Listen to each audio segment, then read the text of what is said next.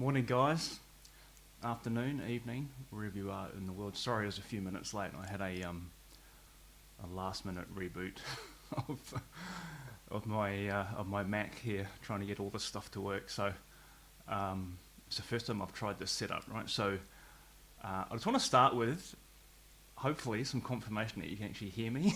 It's the first thing. Right, so if anyone in the chat there, John, Alex, I can see you guys there. Someone can confirm that you can actually hear me, and then we'll move into testing whether you can actually hear this as well. No one's saying that yet. Hopefully you can hear me, guys. I'm just going to play this, right? I've actually got the amp. Let me talk to you about this. This is I don't know exactly, mid-90s, I think. Yeah, Wolf. Thanks, Paul. Loud and clear, awesome. John, yeah, cool. Alex, awesome. It's a hardtail Wolfgang, PV Wolfgang, right? Picked this up, I don't know, 5 years or so ago. Dead mint condition. Great axe, right? I actually put these are Damasio transition pickups, so the Lukather pickups, ceramic magnets, but kind of lowish output, well, maybe a medium output. I've always found those stock Wolfgang pickups to be just, I don't know, for me anyway, but a bit too hot, and the neck pickup is ridiculously hot in the Wolfgang. But this is going effectively straight into the origin here, and I've got, if I wave my hand here, there you go, see? I've got the kind of camera sitting above, over the top of the amp here, so as we go through the stream and we get into the guts of this, you know, we can kind of point in here and hopefully not get electrocuted. But let's have a listen to it. I'm going straight into the amp. As I said, I've got a little bit of reverb after it in the Axefx, and I'll kind of talk about actually how that's all kind of put together. But let's just play for a bit, yeah?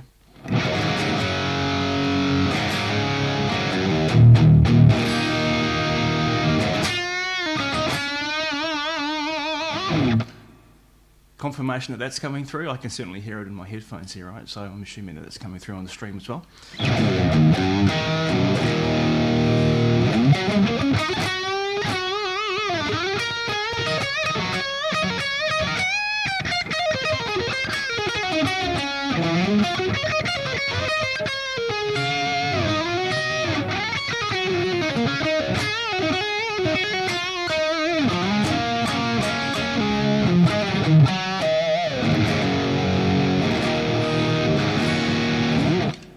John, let's have a look at it, see if I can click on one of these comments. Hey, yeah, cool, all right, so it means you can hear it, that's good to know. What I thought I'd do is, well, I'll play a bit, right? I'm just kind of, I'll tweak the amp a bit as we go, because I thought I'd start the beginning of this with just an overview of obviously how this thing is sounding with the mod complete, and what it can do functionally, right? So, you know, kind of there's a couple of push-pull pots on here, and so we'll play a bit with that and with the gain controls and so on, get an idea of what kind of tones we can get out of this thing, and then we'll go from there, right? So at the moment, I've got this in. It's got the diode, so it's got diode clipping in it. This is this is a pre-tone stack master Jose. Okay, here's the way this has been modded. It's the third iteration of the origin mod. So I did the kind of the hot rodded 800, if you like, as the first one back in December 2020. I added to that diode clipping, but not done as a traditional pre-tone stack master Jose, if that makes sense. The 800 that has the diode clipping on it was done in that kind of hybrid way. If you've watched the channel, you'll kind of know what I mean by that, but it's not the traditional Jose way. It's a kind of an adapted model that keeps the master volume post-tone stack, but allows you to put clipping in straight off the cathode follower. So it's not that. And the second one I did, I think, was the kind of the traditional Plexi mod on an Origin 20. Right? You could do that to an Origin 50 as well. This is an Origin 50, by the way, guys. And then the third one was, I think the title of the video was called, turn your Origin into a metal amp or something like that. And that's the, let's call it traditional Jose master, where the master volume would move from post-tone stack to pre-tone stack.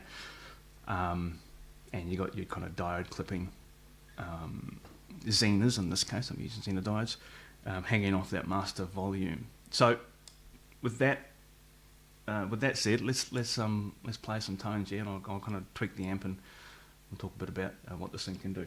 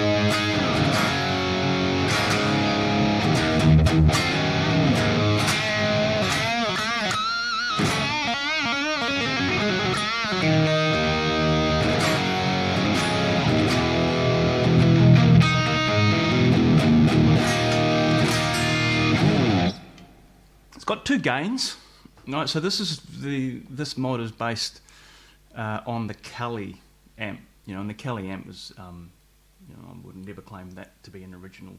It's an adaptation, obviously, of the pre-tone stack master Jose, and it's got two gains, and the gains cascade into each other. So we'll get into the guts of actually the circuit, right, in this live stream. So if you're ready for a deep dive, we'll go pretty deep. So when you kind of hot rod a Marshall or a Plexi, what was often done and what's still done today is you cascade the gain stages. So gain stage 1 then drives into gain stage 2, which then drives into gain stage 3, and so on. And with the way that the Kelly is set up, which I've put into this origin, is you have two gain pots. So if you can imagine what the origin looks like, it's got a gain pot. Right, and then right next to it is that tilt pot, and that tilt pot is there to simulate, like imagine like a 4-hole Plexi, right? You've got a treble channel, or often called high treble channel, and a normal channel. And as we know, right, the normal channel's as bassy as anything, and the treble channel is as bright as right. Take your head off. Which is why people would blend. You jump with the channels, and then you can blend the two, and then you can get something that's in the middle ground. That tilt pot is kind of trying to simulate that. So you can go on the single input on the origin. You'd use a tilt pot to pretend that you're kind of blending between channels. You can see how if you have a look at the schematic, or you kind of look at it, you see that's kind of like it's dialing in and out of bright cap and so on, and trying to simulate that kind of thing. So what we do with this is not use the tilt. The tilt gets kind of disabled completely, and I'm using that tilt pot as the second gain stage. So I know you can't see this, guys, but what I've got it set at, because I'm tilting my head because the amp's upside down here, I've got the gain 1 at about 3 p.m. and I've got, which is going into gain 2, and gain 2 is about 2 p.m. And this is the level of gain we've got at that level. If I move gain 1 back to midday,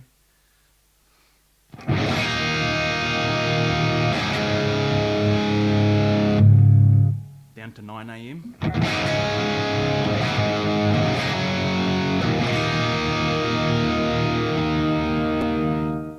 and all the way off, right? So you can see that it's that first gain is really just kind of driving into that second gain stage. So I've also got a push-pull bright cap. So this is actually the same as the same mod that was done in that turn your origin amp into a metal amp video. And so because the gain pod in the origin's already a push-pull, just stock, right? So you want to reuse that. Well, I think you should reuse it if you're going to do this mod. So now we've got a bright cap push-pull here. I'll go back to the settings that I kind of had, which is what did I I had gain 1 at about 3 p.m. I might dial it back. I'm going to put them, both gains are now at 2 o'clock, right? So kind of, about 7. I'll do pull bright. It should really get spicy there, right? But that's this is the kind of sound that can give you that kind of real top end crunch if you really want that.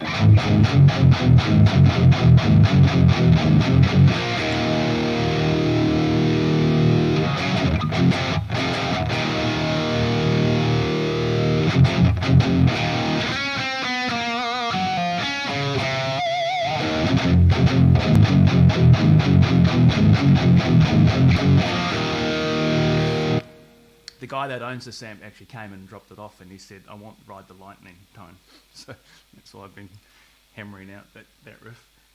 So you can see the bright cap, right? It's kind of really pretty effective. And like all bright caps, of course, the more you have the gain dialed up, the less impact they will have. Right? So if I bring this gain back to midday, so gain 1 now at 12 o'clock, right off. Like you can, it's totally noticeable.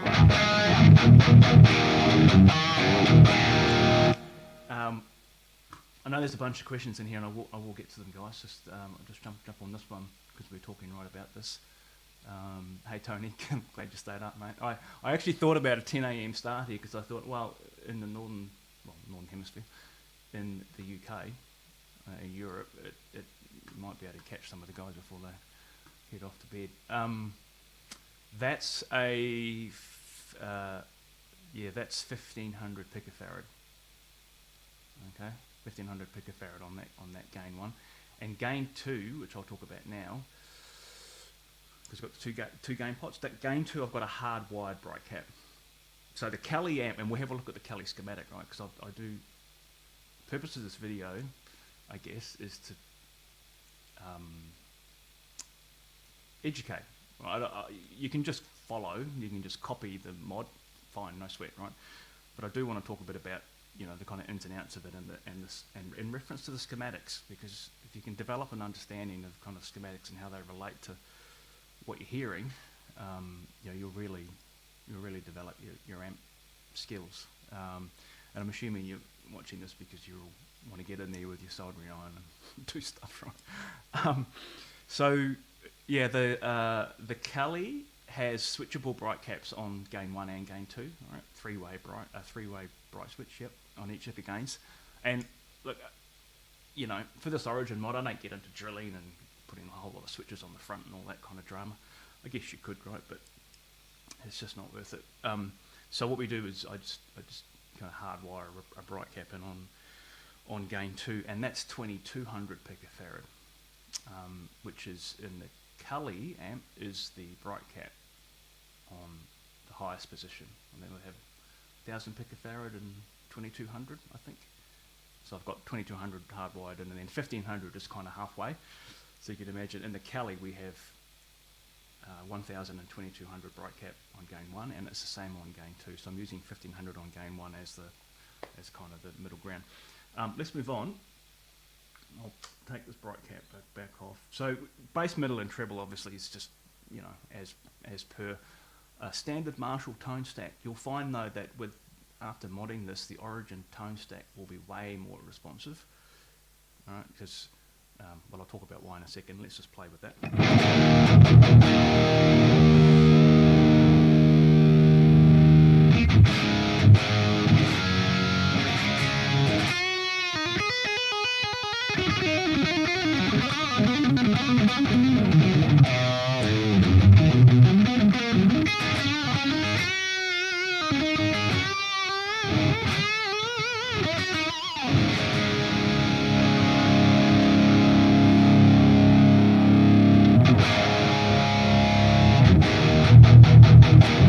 I'm just playing around with the middle, bass, and treble there, right? So you'll find that in like a plexi, in the Origin, I know it's not a plexi circuit, but it's got a similar amount of gain stages in a way. a plexi circuit has two gain stages, cathode follower, and then tone stack. Yeah, so using, you know, one triode on V1, and then V2 is like second stage and cathode follower, and then the tone stack drives off the back of that. And in a JCM 800, 2203, 2204, or this mod, all this kind of stuff, it's three gain stages and cathode follower. Now, you got a lot more signal drive through, with that extra gain stage, you got a lot more signal driving through that tone stack, so it's just more responsive.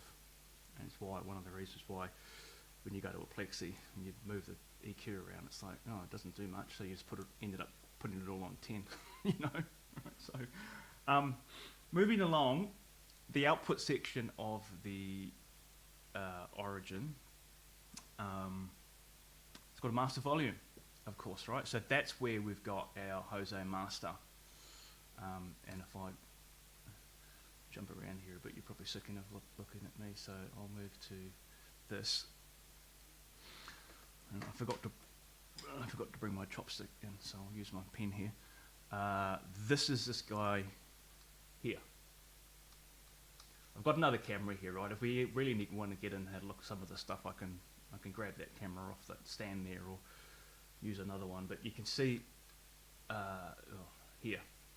This is the master volume. So this is the front panel, obviously, of the amp. So this is the gain 1, and you can see it's factory push-pull. It's got a double pole, double throw switch off the back of it there.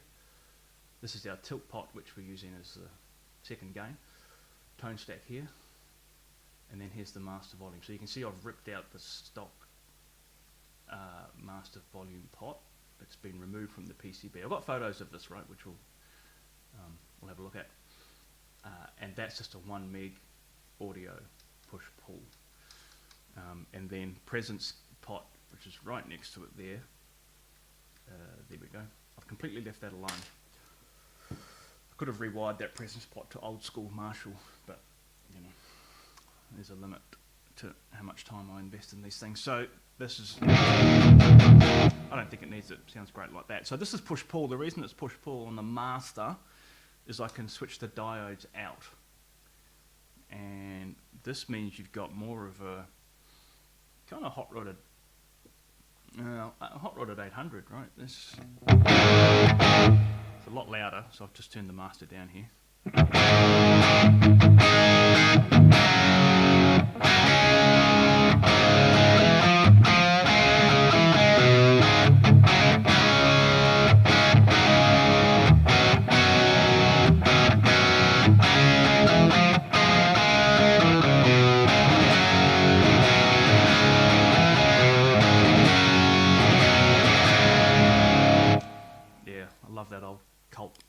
That old cult stuff.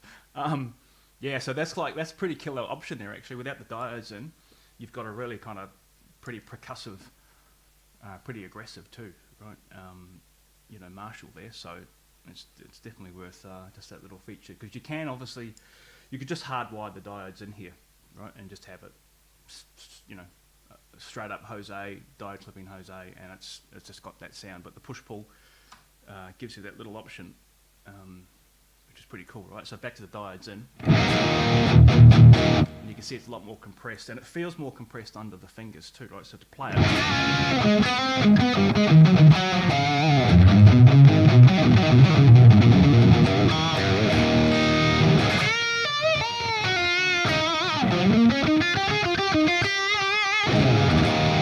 It's just a bit more forgiving under the fingers like that, right? So it's one of the reasons why when I think people dig the whole Jose thing, because it's really fun to play.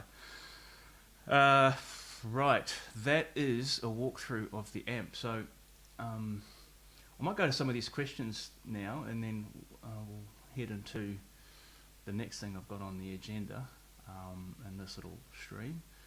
So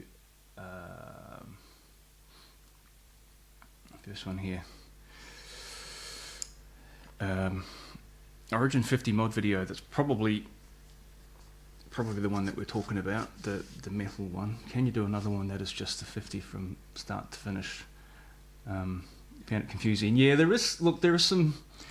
Here we go.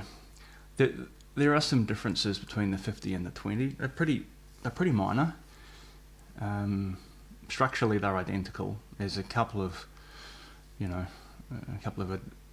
caps that are a little bit different, different places, and part of the kind of the filtering between the different gain stages. They are close enough. They're close enough that if you've got a multimeter and you know how to use it, I think you can hopefully join the dots between the two. Certainly the purpose of this live stream is to answer any questions we've got on the 50, because I sat there and I thought, I got another 50 and like guy bought it and it was brand new in the box, pulled it out of the box. I thought, what am I going to do with this amp? And I thought, if anyone's actually produced YouTube videos before themselves, like filmed, edited, put them all together, they take fucking ages. Sorry. Like, they take forever to do. And so I thought, oh, bugger it, I'll have a crack at doing this and just do it in real time. And then there's no editing. You just do it. So, yeah, look, if you've got any particular questions about that, throw them in this chat, right? Yeah. Great question. When you put diodes on a master volume, and it's pre-toe stack master particularly, everyone who's tried this will probably know, it really changes the taper of your volume, like to your ears. It could be a good thing or a bad thing, meaning that if you have an audio taper volume pot, you put the diodes on, you've got to really push it 6, 7, 8 before you really get some massive volume, and then a lot of volume is at the end. It's like the inverse of what you would normally find with a traditional master. So if you're having the diodes in permanently, you can move to a linear pot, as Andrew's suggesting here, and it'll give you a more kind of natural taper. And many guys actually use reverse audio. So if you know the pot markings, A for audio taper, you'll have L for linear, or sometimes B for linear, and C. So you'll have a C1M rather than a B1M, and that's reverse audio. And so if you've got a C1M and you have the diodes in permanently, you'll find that the sweep of the volume pot to your ear feel or sounds like a normal volume without clipping. Now, there's a compromise. There's always a compromise in these things. Because I've got the push-pull without diodes, you can pull the master out and take the diodes out of circuit. I leave it as an audio taper. I could put a linear in there, of course, but with a linear, if you have the diodes out, the master volume is going to be a pain in the ass, right? Because it's just going to come on so quickly. So I think the compromise of just having to crank the master higher when the diodes are in, I think is worthwhile. Yeah, these questions here, we'll get to that, right? I honestly I can't remember. So I do all the stuff with my meter and kind of figure it out on the fly, and then once I've done it, I take photos so I can remember. But yeah, with the origin, I don't know all these component values off by heart, but we will have a look. I've got photos, and we can have a look at that as we get to that. Yeah, bright cap. So that was it's 1500 picofarad bright push pull on gain 1, and gain 2 is a hardwired 2200. I've got photos of how I put those caps in, so we'll put them up there, right? Yeah, no, man, you can ask me any questions you like, guys, so it doesn't have to be origin. Yeah, the MTL rhythm channel, much love. Not really. Yeah, John, I did toy with that for a bit, right? Changing that divider, interstage divider, my memory is that actually makes it similar, if not the same, as what Rick used to do in the MC2. there's all those amps have Mark II versions now out now, right? Which are different in some way.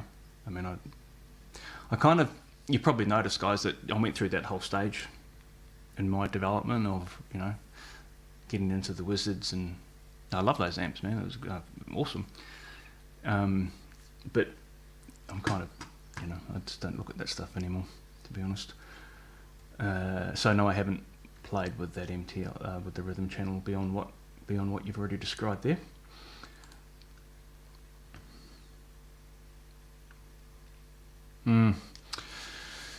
Interesting question. What makes an amp clean up great? The amps that clean up the greatest with your volume knob, in my experience, are plexi style amps, and non-master volume amps. Let's put it that way. And I think it's because in a master volume amp, the gain is the overdrive that you're getting and compression is coming kind of progressively through many stages, and importantly the phase inverter. And the phase inverter it has gain. Right? It can drive the signal itself. So I think because of that kind of progressive gain or progressive build up of gain and then overdrive through many stages, it's more dynamic, more responsive, and there's just something about that overdrive in the phase inverter that is just a different thing than overdriving a normal triode. I can't scientifically explain it, but I know it has a different feel. So non-master volumes, and so if you've got a master volume amp, which most of us do, because they're more usable, then I think having what you're kind of suggesting here, which is more of a progressive, maybe not gentle, but a progressive build-up of overdrive across a number of stages, would mean that you've got a bit more dynamic range to play with. Because if you're just kind of smacking into 3 stages as hard as you can in terms of how you've designed the circuit, it can be pretty hard to clean it up.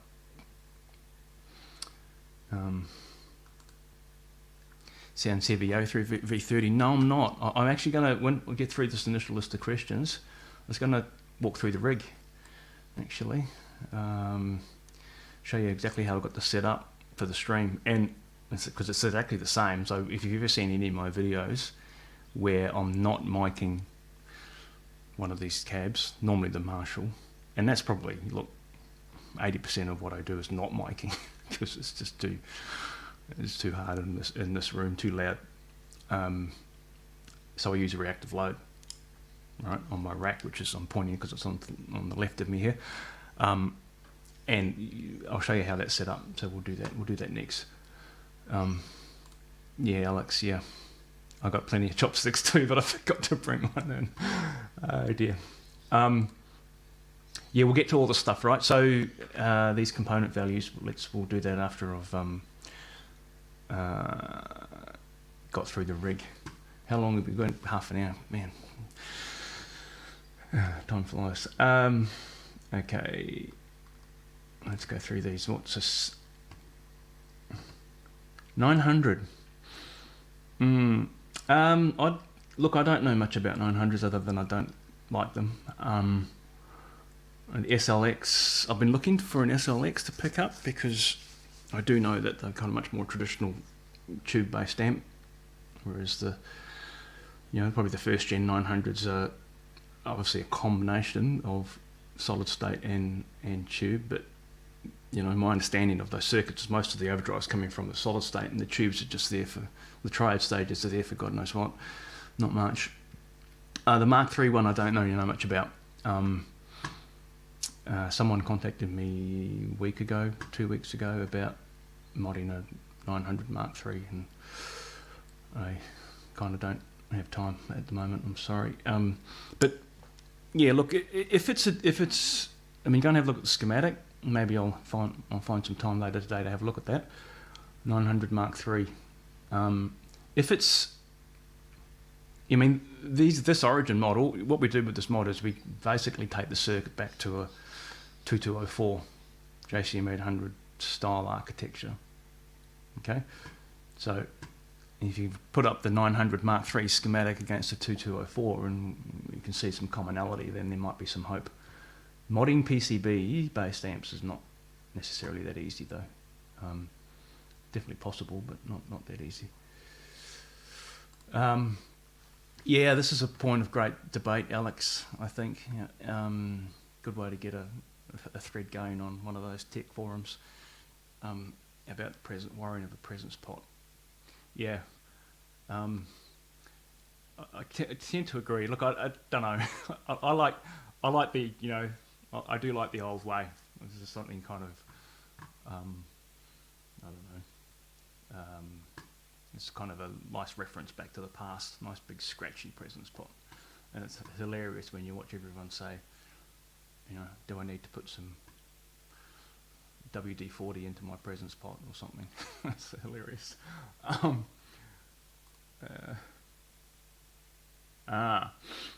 Yeah, darken up amps that are bright. There's a whole range of things you can do for that. You summarise them all by saying that what you need to do, and it's just going to sound really obvious, is you need to dump high end out of the audio path in the amp, and the way you dump it is you either dump it to ground. So a capacitor to ground will bleed off frequencies from a certain point, or you can actually set caps to up to B+. So one of the things that, and this sounds really strange, but from the audio signal's perspective, because the audio signal is an AC signal, right? Alternating current signal, your guitar as it's going through the amp. If you set a capacitor that's attached to that audio signal up to B+, which is, you know, 400 volts DC or whatever, that's like ground for the audio. This is why when you put a plate, people know plate snubbers, right? So if you have a plate resistor, typical gain stage, and you have 100k plate resistor, you're taking me down a rabbit hole here now, guys. I hope this is interesting. That's what you're going to get when you come to one of these streams. I'm going to talk about all this stuff. So let me try and do this. I'm going to try and share my screen,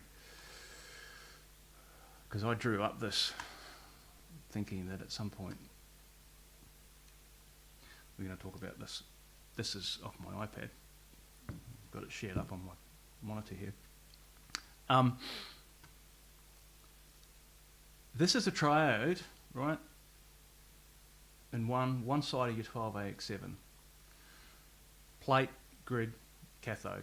I haven't drawn heater wires and all that stuff, right? Just the three main elements that we're concerned about. This is the plate resistor. This is B+. So in my, back to my kind of answering the question. This is it. Let's say this is at 400 volts DC, and this is obviously at ground potential. This is ground. This is our cathode resistor here. This is our plate resistor, and it's very common to see in amps something that looks like this.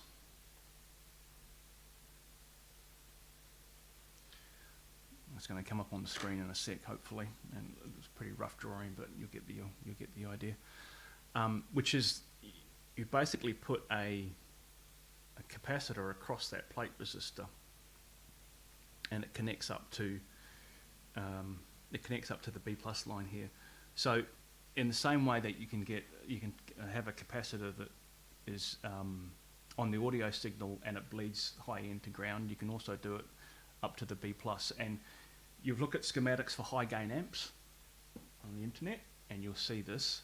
It's really, really common. You'll see these little plate snubbers, and they're normally like 500 picofarad, maybe 1,000 at the top end, which is 1 nanofarad. You see in the SLO, right, 1 nanofarad plate resistor. So that's probably the most common way is with plate snubbers like that, and that kind of rolls off some kind of ice picky top end. It's a really good way to do it. And there's other ways to do it with, like, you can change the fizz cap, so that in the phase inverter, right, where the 100k and 82k plate resistors are, standard Marshall phase inverter. Standard Marshall in there would be a 49 picofarad, 47 picofarad cap. If you increase that to 100 or even higher, you'll hear it, and it really starts to shave off top end. Yeah, YouTube clips are hard. Yeah, Alex, yeah, man. I know. Well, it takes away time editing. It's time you're not building amps, or it's time you're not practicing guitar.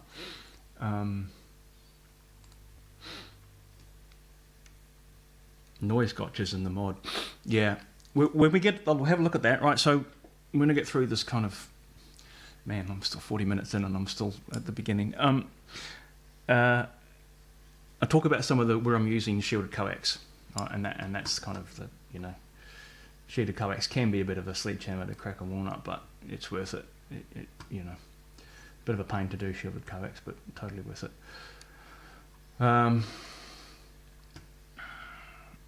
Yeah, no, I haven't done it, man. I know I said I was going to do it.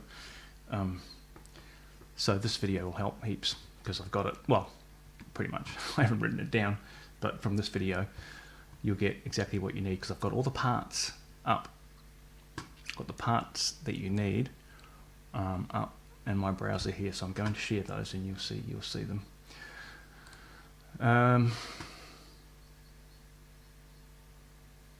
Let's see, sure what that's in reference to.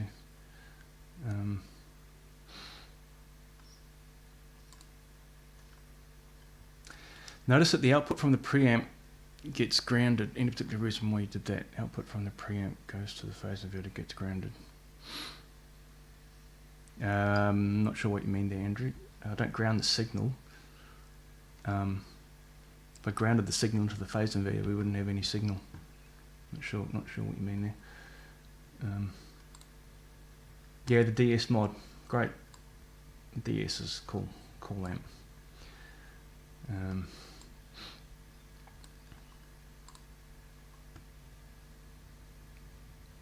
I haven't found that. Look, whenever you're doing cascaded gain stage with 2K7 and a 0.68 microfarad bypass cap on the cathode, right? So that's what those gain stages are. You're basically maximising the gain you can get out of each triode, and when you put those back to back in any amp, look at the kind of, look at Dave's Jakey Lee style amp, when it's in the channel 2 mode, 2K7, 0.68, 2K7, 0.68, once you're doing that, you're going to get noise, unless you're really careful with your lead dress. And yeah, especially the other thing that, we'll talk about it now, when you do a pre-tone stack master, Jose, and you're running a signal off the cathode follower, so the cathode follower stage, right? You've got the 100k cathode resistor, and then you're running the signal off that 10k and then a coupling cap. Maybe I should talk about this when we have a look at the schematic and so on, but that signal is the most sensitive part of the amp, and if you run that close to anything in the preamp, you're going to get oscillation, and you're going to get noise, and you're going to get that horrible thing that when you turn the volume down, turn your master volume down, you can still hear it. It's because it's bleeding through the rest of the amp.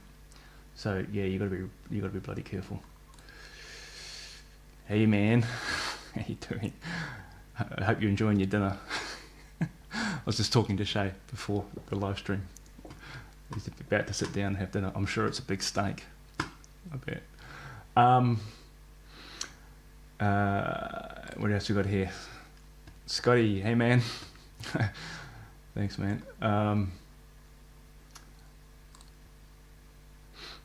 Yeah, Origin 50, pretty good value, man. If you can get them second hand, get them used. then it's a great learning platform, because you know, like if you completely fuck it up, it's well, it's retrievable. There's nothing you can do that, unless you get the board and snap it and whatever, right? Anything can be retrieved and fixed.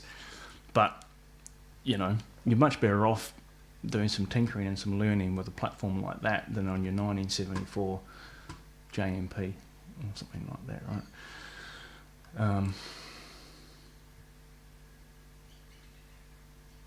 Yeah, can be pushed heavier. Active pickups to boost the same. Yeah, look, active pickups.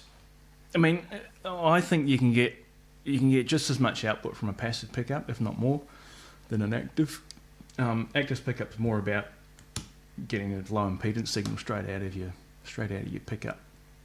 You know, and there's a whole lot of reasons why people like that back in the day. I mean, EMGs, I actually think they have a particular sound. I'm a fan. Well, some people don't like them, but I think, you know, in the right circumstance, they're cool. Just like any other pickup in the right, well, almost any other pickup in the right circumstances, cool. Yeah, hey Russell. No, I'm glad you could stay up. Must be getting pretty late in Italy these days. Yeah. I don't know about that, man. I tell you, I was looking at these the other day. An Origin 50. You guys, it'd be interesting to know what you guys pay in the US, for example, or even in Europe. But an Origin 50, no, an Origin 20 retail. You go down to a retail store here, and an Origin 50 will cost. Sorry, an Origin 20 costs $799 Australian dollars. Pretty, you know, not as cheap as they used to be, that's for sure. So, yeah, grabbing a second-hand one, definitely the go. Right, what are we going to do next? Right, I need to get a move on here. We're 47 minutes in. I had no idea it would take this long to get through this stuff. Right, let's talk about the rig, yeah? Because I use this. This is the rig that I use in most of my videos. You know, certainly anything that we're on, other than when I'm miking up one of these cabs, is kind of pretty much how I'm doing it. So my guitar signal here, this is actually going into the front end of my Axefx 3. So I'm now going to bring up my X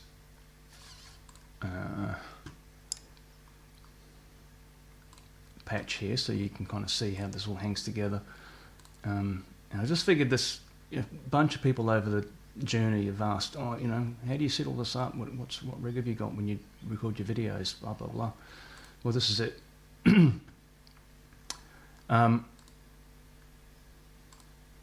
And let's do it like that. There we go.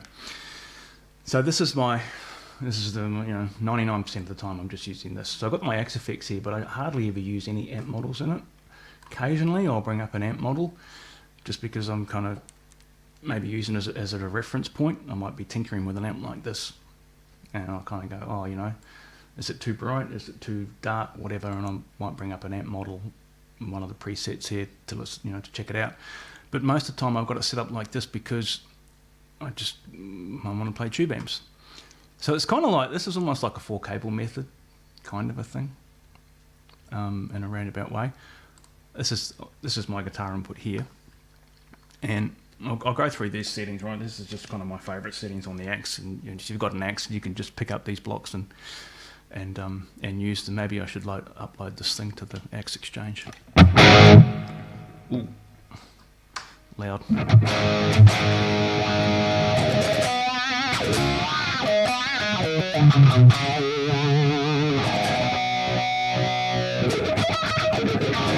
Obviously a wah, right? The looper. You see the videos where I do the A/B, record something to the looper and then tinker with the amp and record. That's this guy. Compressor I hardly ever use. Flange, right.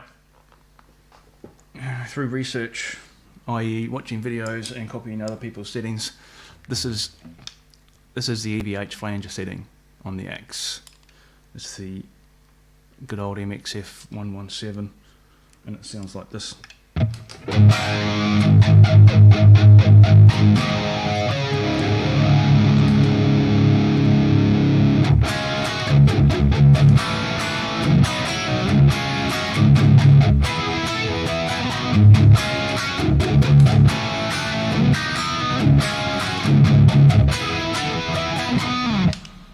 Pretty legit sounding flange, that, right? Obviously the phase up, and you'll be no surprises here that this is dialed in to replicate good old script 90. Well, that is a script 90. Pretty obvious, right? I think all this is I leave alone, other than putting the rate there. This is no trade secrets here.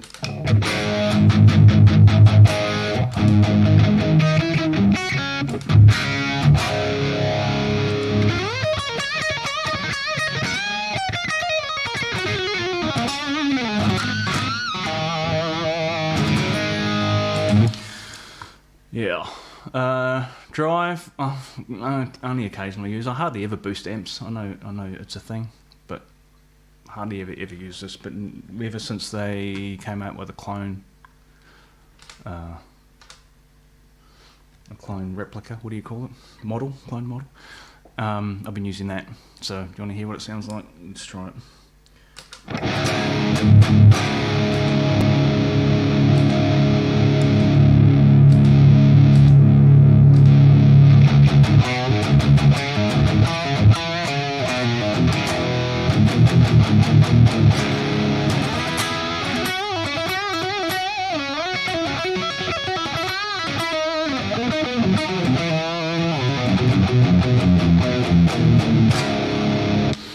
Yeah, it's a bit of juice, doesn't it? So, coming out of this output here, it goes into the reactive load,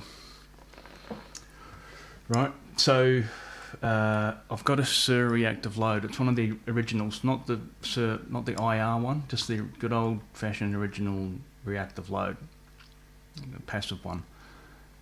So the out 4 of the X goes. The out 4 of the X doesn't go regular. Out 4 of the X goes to the input of the amp. What am I talking about? Of course, right? Output 4 goes to the input, guitar input of the amplifier, and then the amplifier goes into the reactive load, the old SIR, and then the output of the reactive load comes back in here. So I mentioned 4 cable method in that you kind of got blocks before the amp and then blocks after. And these are the cabs that I use. It's a question I get a lot in the comments of videos. When you're using the reactive load, what cabs do you use? This is my go-to. This is the ML Sound Lab Friedman cab. You can go and grab those. ML Sound Lab. So this is you can see it, right? It's greenback 25s, 57, and a 121. So 2 IRs. I'm just panning them straight up the middle. I'm not, spreading them or anything like that. And I've got four variations here. This is kind of my go-to, 80% or more. I'm sitting here on this one because I just kind of know, like when you get a reference point and you know how it sounds, you just keep using it, right? And you keep going back to this. Then I've got the V30s. So if you want to hear the difference between these two, of course, this is out. I might just get out a drop D here.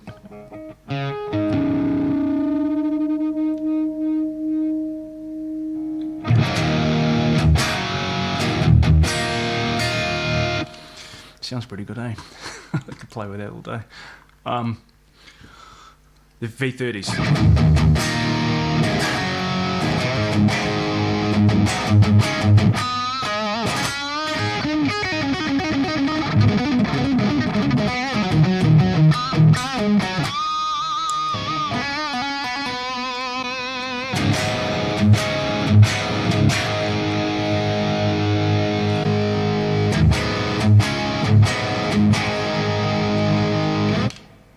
Be interested to hear which one of those you guys prefer, actually. C is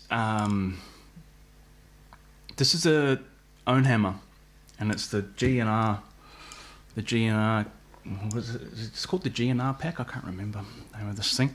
I actually stole this idea off Brett Kingman. So Brett had just one of his many videos. He had a demo of dialing in a browned out plexi, EVH variac plexi in the Axe, right? The whole thing was done in the Axe. So he had the plexi model and the virtual variac and all that stuff dialed in. And there was some dude on the Fractal forum that he'd kind of worked with to dialing this thing and back and forward and back and forward. And these were the cabs that they ended up with. So I was like, oh yeah, cool. I'm not nowhere near patient enough or know enough about IRs to know how to, you know, put minus 6 dB on one of these things. So I just use this, and it's a killer kind of cab setup, right? So it's got that real kind of, sounds like some greenbacks that have just been pushed to the limit. And I'll A-B it with cab A. This is obviously the greenbacks as well.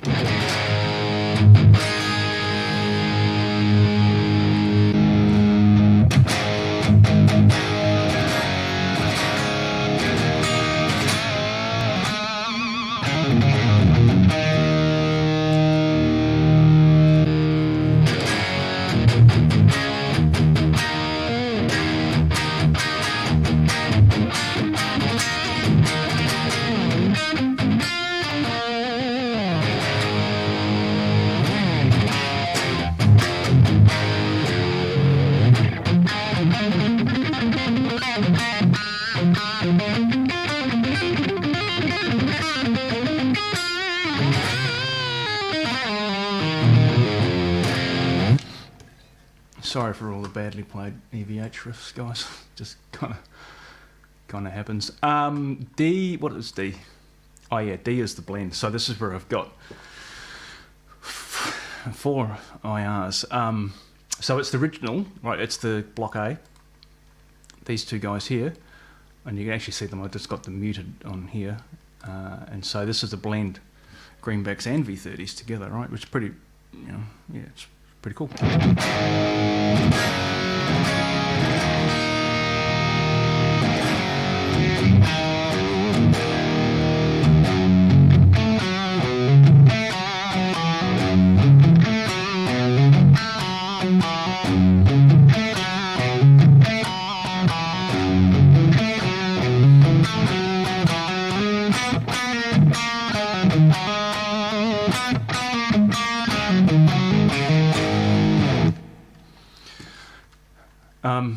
Real-time analyzer. I use this on my bloody fanatic when it comes to hum.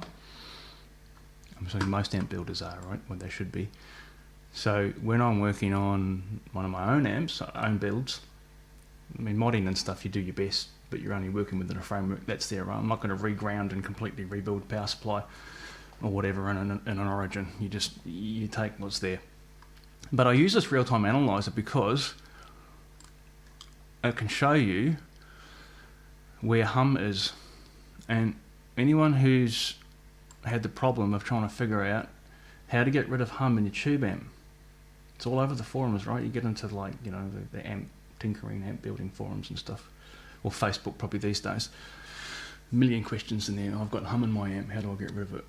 The first thing you need to know is what frequency the hum is, right? Because it'll tell you whether it's hum that's been caused by the heaters, you know, your 6.3 volt filament supply, which will be 60 hertz if you're in the US, or 50 in UK, Australia, other parts of the world, or is that hum at 120 hertz or 100?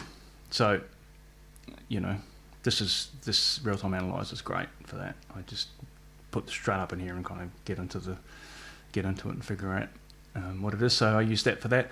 These outs here, if anyone's spied what's in my rack, I've got a Lexicon PCM80 and an Eventide Eclipse, which don't even have them turned on at the moment. Those are sends for those. So I kind of I'm using the Axefx almost like a patch pay. I can send outs to those external rack gear, and then they mix together and come back in on here and can come back in. So these are dialed in as 100% wet only. This is my dry path through here. And this is the reverb that I'm using. It's kind of, I don't play with this a hell of a lot, but yeah, the sun plate's pretty cool. So completely dry.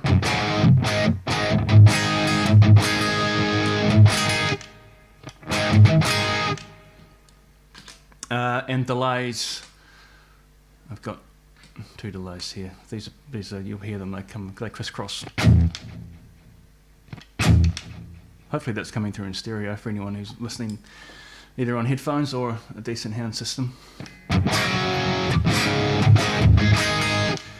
Alright, someone said hard to hear my voice. How's that? It's probably because I've been moving around and moving away from this mic.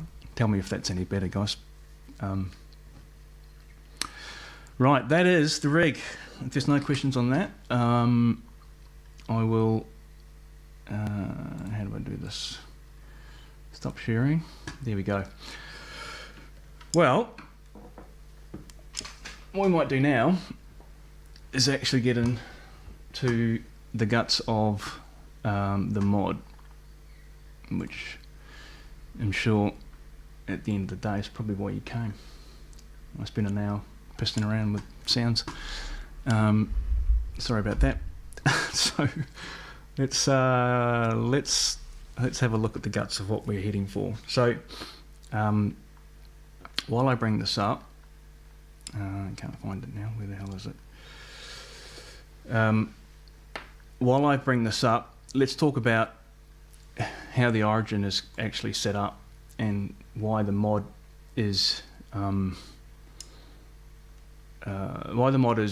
little bit tricky to implement, because we're not just changing a few component values here, we're actually kind of rewiring parts of the signal flow in the amp. Right? So if you got this far into the origin rabbit hole, you probably already know that V2 in the amp stock actually drives the effects loop. So one side of V2 is set up as a cathode follower. So V2A is set up as a cathode follower to, yeah, thanks Lee. Good to know that that's coming through. So yes, V2A is set up as a cathode follower to drive the send stage of the effects loop, and then V2B is a normal traditional triode setup as a recovery stage for the return. And we repurpose V2 with the mod so that it's like a V2 and a 2204, and is actually part of the audio signal, not just part of an effects loop thing. So I'm going to bring up, I think it's a starting point, the main part here of the Scully schematic, because if we understand a bit about what we're heading towards, then the mod, when we actually get into having a look at that, might actually make some sense.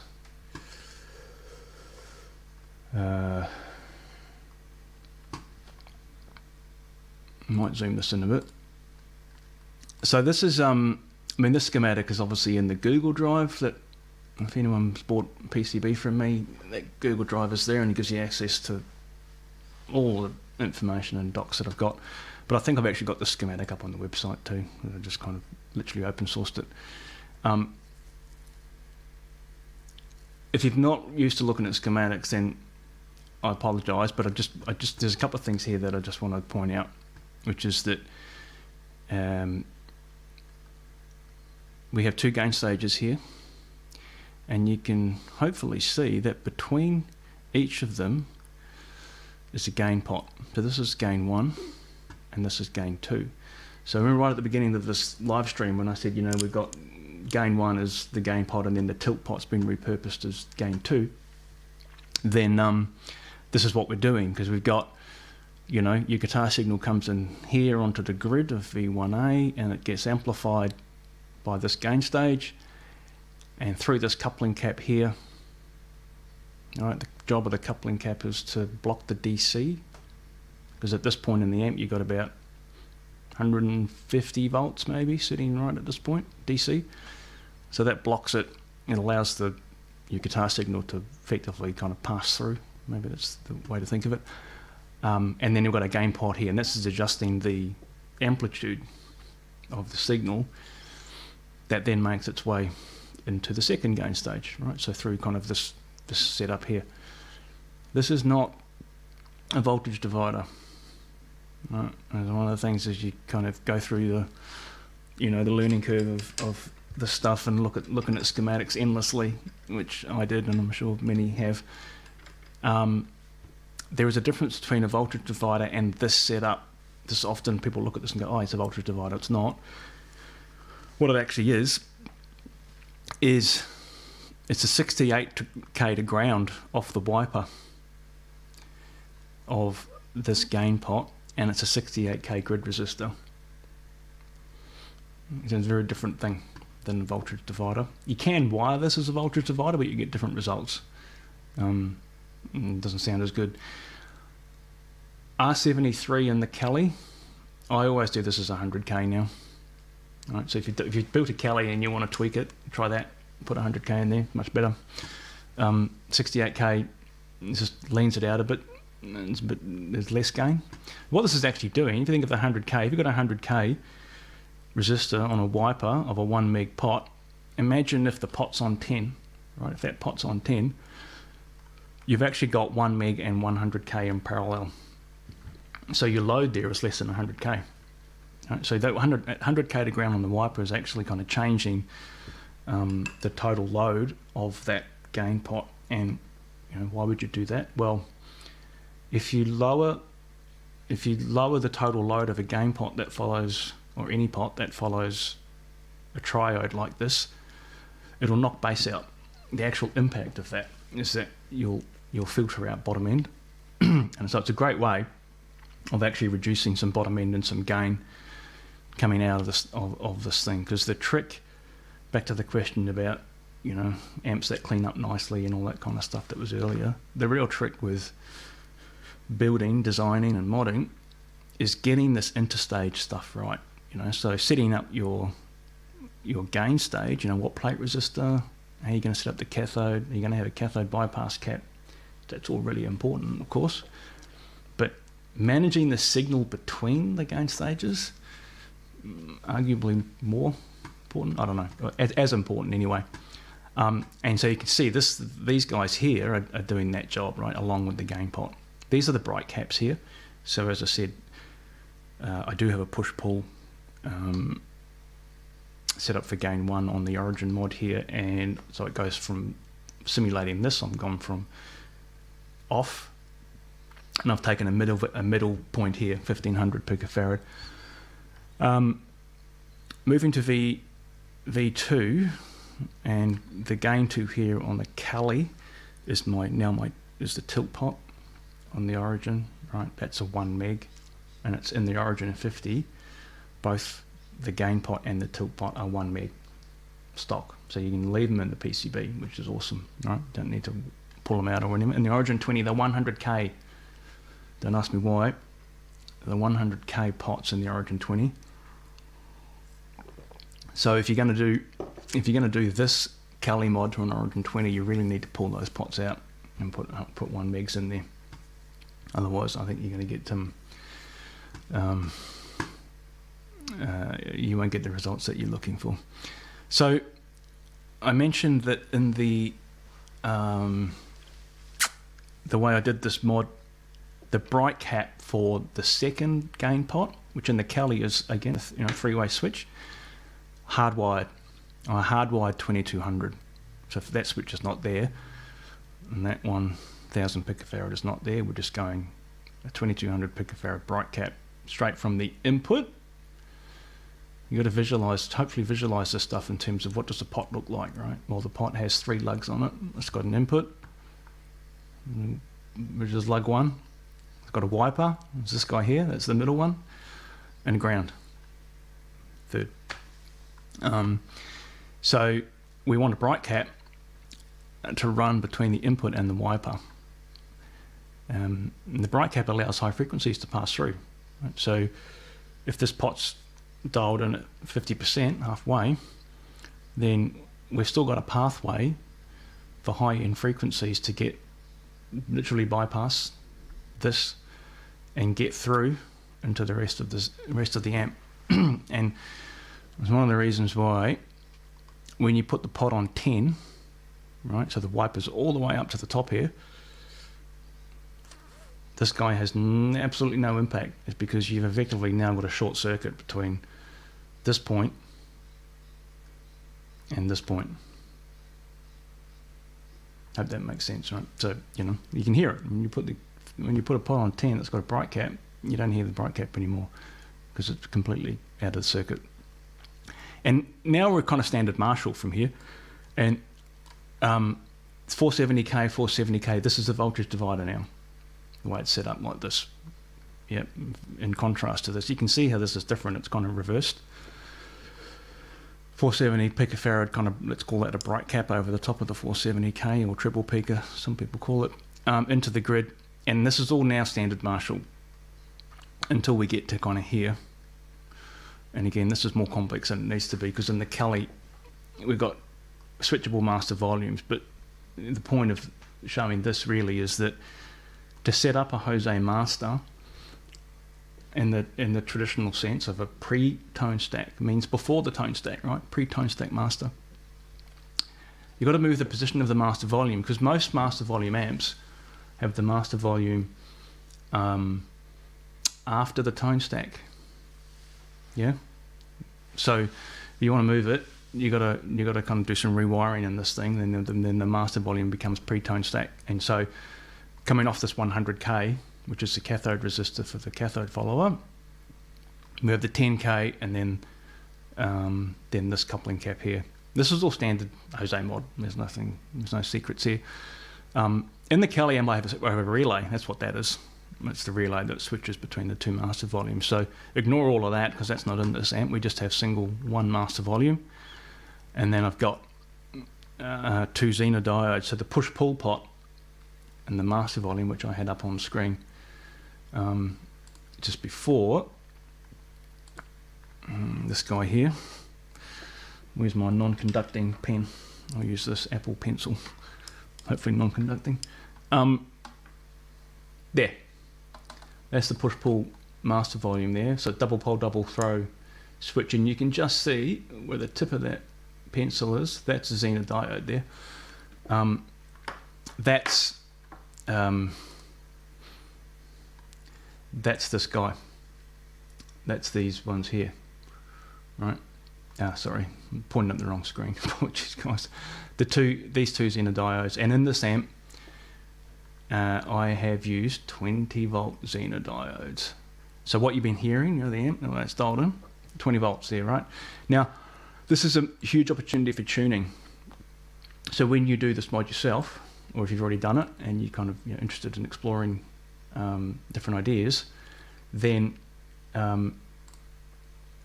you can, you know, feel free. Maybe that's a bit clearer now, right? And I brought that up on the screen. This is the push-pull master here, double pole, double throw pot, and you just see that one of the zener diodes there, which is wired in. So if you do this mod yourself, then you know you can play with that value, play with those zener diodes, right, to get different kind of results. So you can go to 15 and you'll get more compression. You can go down to 12, go down to 5 and try it. Right, so 5's pretty full on, but you know it's a sound, right? And when you kind of play, the way to think about these things, if you're kind of really getting into this, is that you can try to balance the two elements, right? So what the zener diodes are doing is they're simulating compression and overdrive that you would normally get from gain stages, because as you cascade gain stages, you're driving the tube to its limits, and so it starts clipping, you get square wave. You know, so the zener diodes are simulating that. So if you want to go really compressed on the zener diodes, then my suggestion to you is that you probably don't want to be as full on with your gain stages. Right? So you might reduce the amount of gain.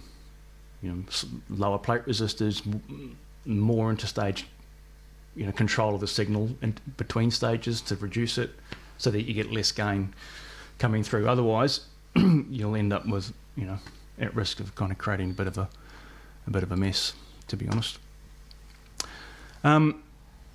Right, I'm just going to have a drink of water here for a sec because I've been talking for an hour 15. All right, shall we have a look at the shall we have a look at how to do the mod now? So what I've got some photos, and hopefully these photos are helpful. Just give me a second here while I figure out how to share this stuff. Right, so I think I'm going to go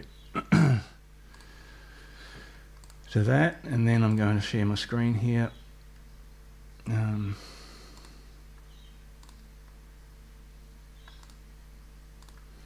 Share screen, window, photos. All right, it should be coming through, guys. I pulled the board out. Anyone who's watched the Origin 50 metal mod video, I think I start that video by saying, oh, you can actually do this whole mod without lifting the main board out. You can. But revisiting it, it's probably not the best advice, right? Because it's pretty hard. It's a bit of a trick, actually. Getting all these components out can be a bit... I'm going to put this on the clip, hang on. Hey, hard work this live streaming, mate. I don't know how you do it. I'm fucking sweating. I thought this would be easier than doing videos. Have to do all the editing. I don't know. I reserve judgment on that. You mod as a madman, yeah. Totally, man. Totally. So this is the Origin board. And when I revisited this, I was like, yeah, pull it out. Don't be an idiot. Don't try and do it with that pulling it out. It's bloody heaps easier. And the reason is that these components, right, these resistors and so on, particularly these little blue guys, they're all machine done. So when you flip the board over, you'll see that the legs, all of them, are bent over like that. That combined with the lead-free solder, it's possible, but it is difficult to pull these out from the top. So for the sake of, undoing, what is it, 8, 9 machine screws here, these guys, and then obviously on the top of the chassis, these octals here, these power tube sockets, are also they've got like self-tapping screws actually, but it's screwed into the chassis. So you whip those 4 screws out, and then you take these guys out. Before you do that, actually, you pull all these terminals off, and don't just pull the wire with your hand, right? Use some pliers or something and actually get the terminal and pull it. Otherwise, you'll just pull the wire straight out, and the terminal will be sitting there, or the connector will still be sitting on the terminal, and then you'll swear. So don't do that. Use pliers. Once you've got the board out, you can just get these things out, right? And I've got a desoldering gun, which makes this job easier. But you can definitely do all of this by hand. Soldering iron and some needle nose pliers. Even a desoldering hand pump. Because once you get the component out, you want to clear these. You can see how these holes are all clear, right? So just a matter of course. Almost all of them. A couple of them aren't done. I think I actually ended up doing them all in the end. But this is the clean board. So this is the answer to the question. What are the instructions? Which parts do I remove? These ones. There it is. I just did it. You can see it here, right? Hopefully, super clear. I'll throw these photos up on the website if anyone's interested. That cap there, you can see that capacitor behind this 100k resistor that's lifted up. That's obviously out. This 100K is just lifted because I'm going to reuse it, one leg out. You can see it's pretty clear, right? This is all the shit you need to take out. All of this guy, these 4 in a row here, this cap, these 4 in a row, these guys, and these guys here. Right, I ended up, see this 4K7, it's a part of the B plus dropping resistors. I've already taken one of them out here. This was a 4K7 here as well. I ended up taking that 4K7 out as well and replaced both of those with 10K. So 10K dropper in R8 and a 10K dropper there in R9. If we go back to the live video of the amp like open on the bench here, you'll you might actually see that. So this is what you do to get ready, right? And here's some close-ups, even better. So if anyone still asks me for a list of all the components that you have to take out after I've shown this, then I don't know what else I can do. Down here, this is the input to the phase inverter, right? It's the cap, right on the grid of the input to the phase inverter. It's 100 nanofarad in the stock amp. That comes out because I'm going to put a 22 nanofarad in there. Again, I'll just make this power section pretty close to stock Marshall. This 50 is the negative feedback resistor. So we do put a fixed depth circuit in. It's a 100K resistor in there, and you can see I pulled the whole thing out. I ended up reusing it. So I actually only needed to pull out one side of it, and I could have left the other side in there. But there we go. And here's the bottom of the board. All right, so I'm just, I don't know, showing this right, but in terms of my point about these resistor legs all being bent over, you can see them here, right? So take the board out, much easier. That's the whole thing. So you should be looking like at this once your board is out, right? This is obviously the front board that does need some work done to it as well, right? For the mod. So pull that out. Take all the knobs off. They're just push on knobs, right? So they're not set screw. You don't need to unscrew them or anything. You just pull them off. Not too hard. Pull the board out. Right. This is. Let me see if I've got some better pictures. I'll try and be as clear as I can with this stuff, guys. I know that in pictures it's bloody hard to see this stuff completely, but that might be the best picture of it. So now this is back to the main board, right? I'm just going to go through a couple of pictures here, and then I might go to the live video and talk more about how the stuff hangs together. But remember when I just had the Kelly schematic up, and out of the first gain pot, we had the not the voltage divider, there's the 100K to ground off the wiper, and then the 68K grid resistor, grid stopper.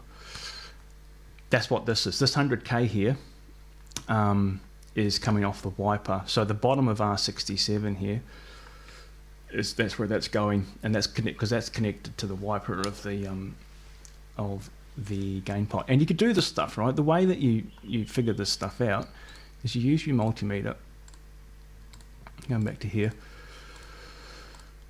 and you look for continuity. So we're all the way back here.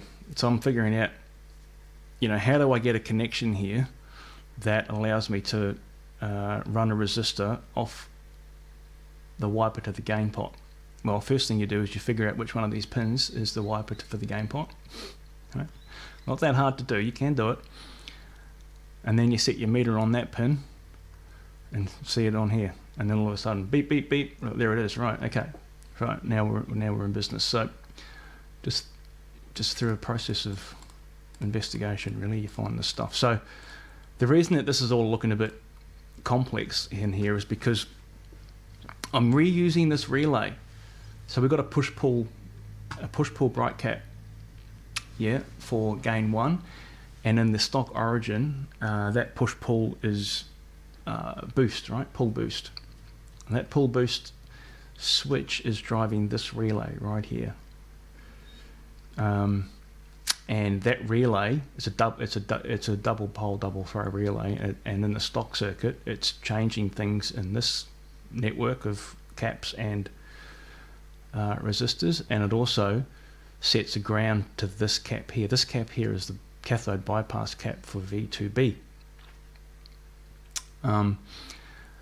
So I'm just using this this one side to switch this bright cap in and out.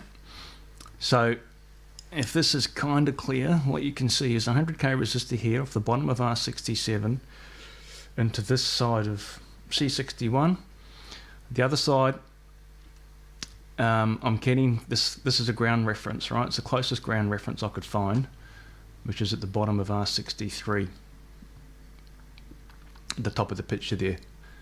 And R63 is also linked together, and it's linked straight across here. The reason that R63 I just linked it straight across is because you can see the track.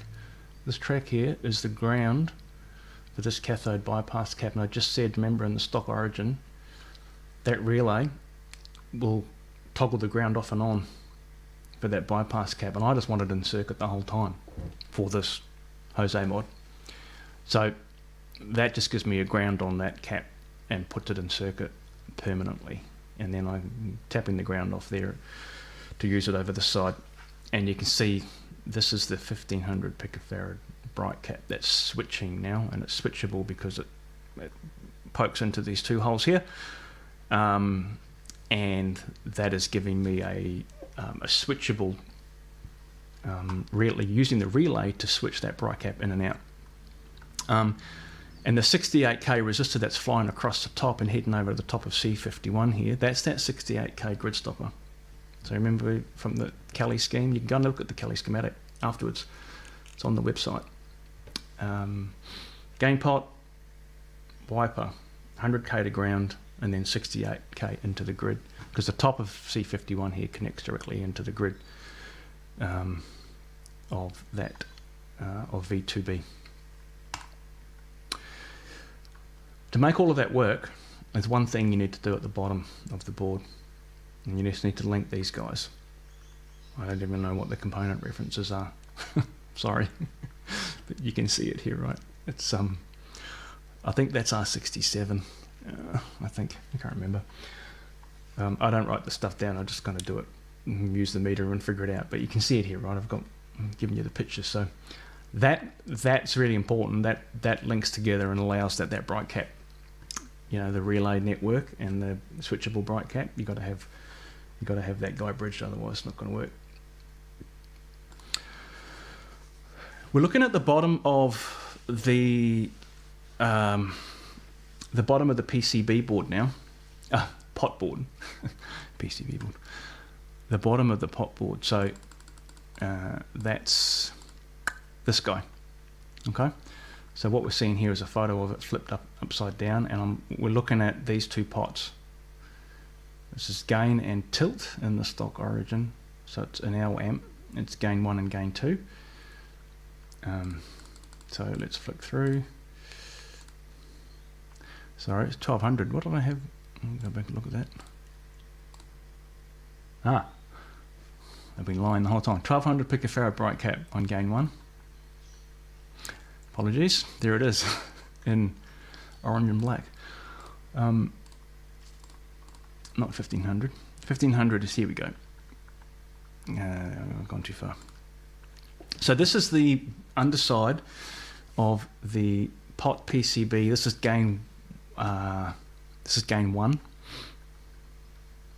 and you can see, right, this is gain 1 pot has the double pole double throw switch, which is soldered in right here, and here's the header that goes off, right, and connects to the main board. And what I've got here, and you can see that in the Kelly schematic, I didn't talk about it when I had it up, but you can have a look at it. You'll see off gain 1 there's also a cap to ground, right? There's a cap that goes from the top of the gain pot to ground. So this is what we're doing here. This is and I'm using 1500 picofarad here. This takes top end out. Back to the question before about how do you dial brightness out of a bright amp. Well, this is another way. You basically just getting a cap at a point in the amp where there's signal and dumping it to ground. So it's kind of like a low pass filter. Right, you can play with this. If you find this amp still too bright, too ice picky, move this up. You know, try 2200 picofarad. Or if you find it, you know, you want it brighter, try 1200 or 1000. And then over here, this is the hardwired bright.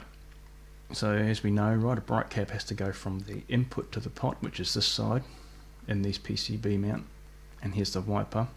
So you can get these in. There's enough space in these holes here to get a leg kind of, you know, in there and secure, right? And it always takes a bit of work, but you can do it. So here's just a close up of that. It's 1500, and there's the 2200 there.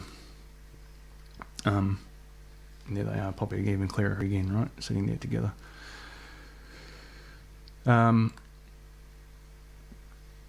This wire here, right? So what we need to do, again, think about the Kelly schematic. After the second gain pot, we've got to come out and we've got to get into the 470k voltage divider. Standard Marshall. Yeah, so we're heading into you know, what will then become the cathode follower. 470k with a 470 picofarad over the top. That's what this is here. This is standard in all the Origin mods. So you go back and look at other videos and you can see this is talked about a lot. This is all identical. 470. There's my 470 over the top. Well, to get the signal into this, you got to run it from the wiper here. Okay, so in terms of, you know, before you bolt everything back in again, you've got to make sure you got that guy connected and soldered in there so that you've got it to run into this part of the board, the main board, and that's how the signal gets in there. Let's talk about this. These changes here disable the tilt pot. So we're using the tilters again. So this kind of gets rid of all of that, and you can see you've got to break this track. This is talked about in the other video, the metal mod video. So I probably don't need to labour this point too much, but this is all in there. I use a drill, easiest way to do it. You use a box cutter, I guess, if you want, but you just drill it, 3mm bit, bang, done. Link that, and then this is the coupling cap. And this is the first coupling cap here. I'll show you these part numbers, right? I got them all loaded up on the screen, so if you can hang around, I'll get to those next and show them. This is the 2200 picofarad bright cap, and not bright cap, 2200 picofarad coupling cap, right? It's 0.0022 microfarad. So that's in there to replace what was already there. Then that goes to the gain pot, and then this is the next coupler. This is 0.022, and that's an M150 Mallory. So I've got, again, I'll show you the part numbers for that. You can get all the stuff on Mauser, no sweat. Break that track, link those guys, and then you'll have it going. What I might do now is move to stop sharing screen, and we'll go back to the amp and just point out some kind of final things, and then I'll see if we've got any questions to get through, because I know I've been blabbing on for bloody ages without getting back to the questions. So so let me take that off, and I'm going to move to just the amp, because what we should talk about is just kind of how to connect all the stuff up together, because I'm conscious that we've kind of talked about individual components, but not necessarily how the whole thing hangs together from kind of wiring perspective. So I'm going to turn the amp off. So you can kind of see here, right? This is the normal. I'll Just move this mic, guys, just bear with me. This is where your guitar input comes in. All right, so that's all, you leave all that alone. This first thing here, this is a 2K7 cathode resistor for the first gain stage, and that's a 0.68 microfarad bypass cap. These electro bypass caps pretty hard to get now, so I'll get to the parts list, or the parts next. I've got an alternative there that you can use if you can't find an electrolytic 0.68. It's the plate resistors. So I reuse that 100K, and I've got a 220K in there to join them up, right? So it's, you know, it's 320. It's fine. You probably hear my dog. That's 320K altogether. You could just use a single resistor there if you want. 330K resistor would be fine. But I'm just kind of reusing what we've got there. We've talked about this kind of little complex network here, so I won't go into that. And I realise that in this video, this picture here is probably not super clear, so we refer to the pictures I've already shown. I'll get those pictures and I will zip them up and I'll put them up on the website too, right? So you can go back and have a look at the high res pictures.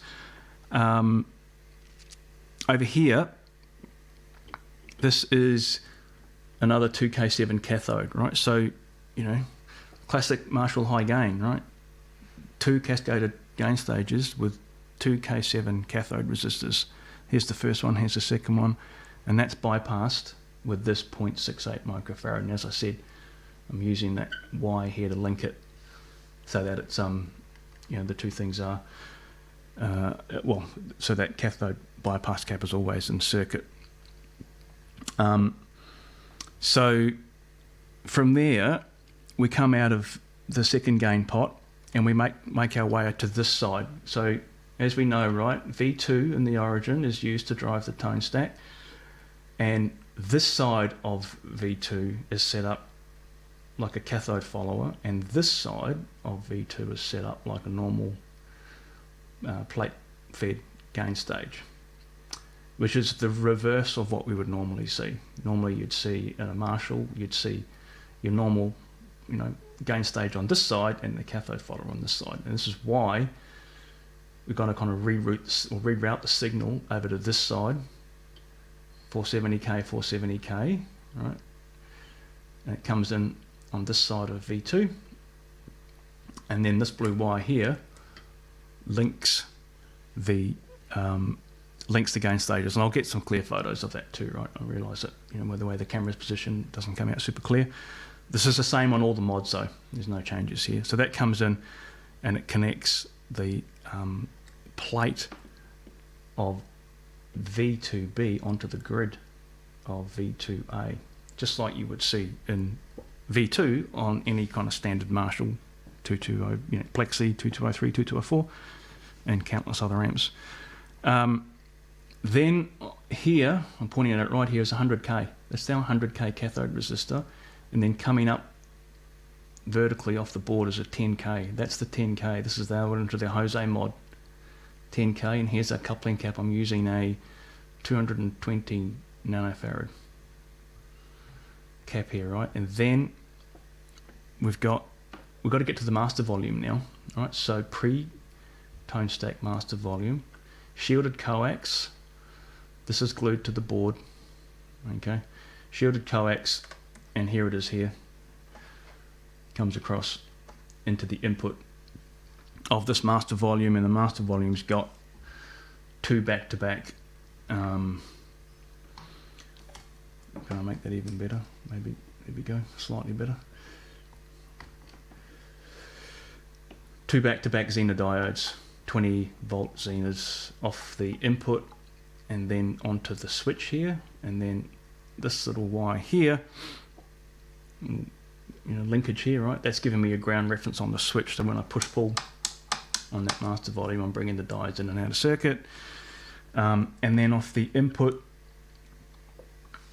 sorry, off the wiper, this is this middle guy, we've now got to get into the tone stack. I would have showed this on the other video as well, the metal video, but I know that's, appreciate that my lighting here is pretty crap, but, and again, I'll take some photos of this too, guys, put it on the website. This is where I'm lifting up the 33k slope resistor and the 470 picofarad treble cap, and we're getting the signal into the tone stack. Because once we're now into the tone stack, we're kind of back onto the main board, and this is the output of the tone stack here on this header. You can see it's a 4-pin header. I'm only using 2 pins, and I'm basically reusing one of the the wires that came with the amp, and so you just got to run that from there, output of the tone stack, into here. Now this is the input of the phase inverter. This is a 6-pin header, and I'm just using the middle part, right? 2 pins. So these 2 pins I'm not using. This gets you to the input of the phase inverter.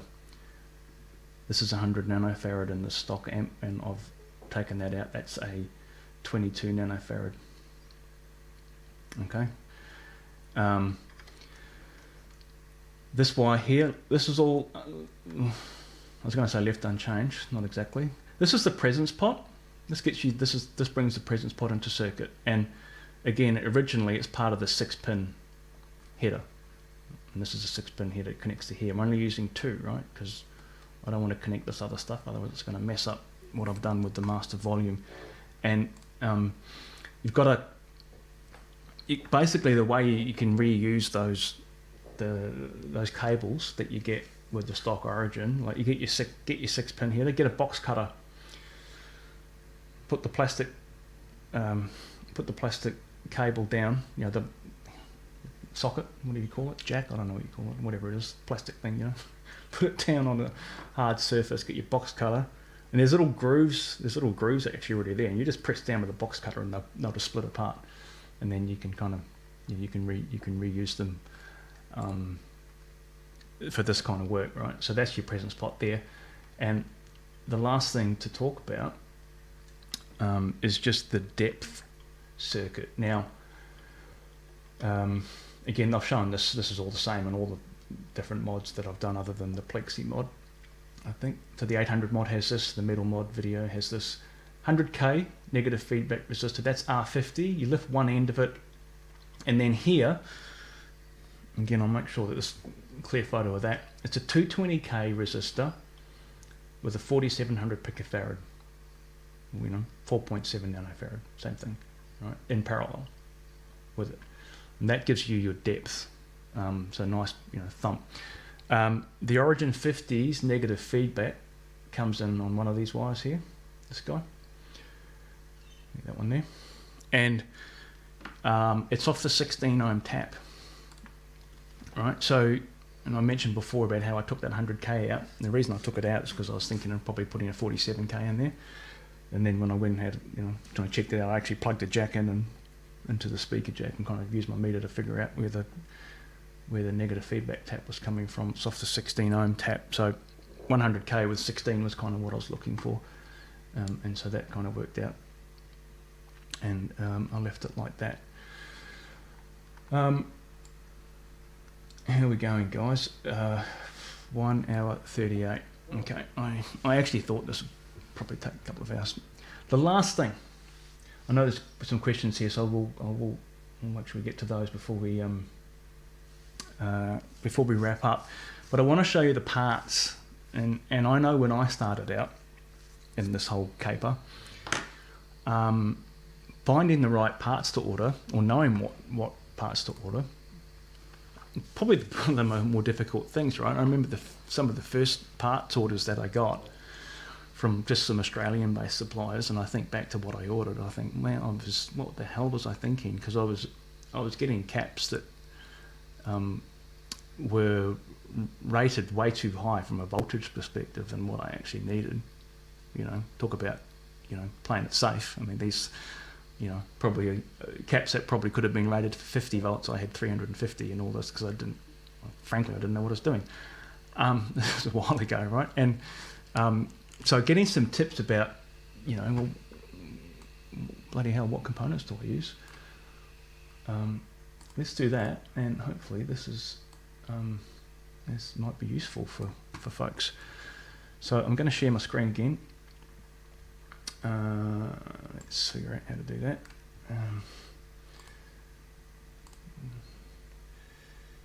Stop. Present. Share screen. All right.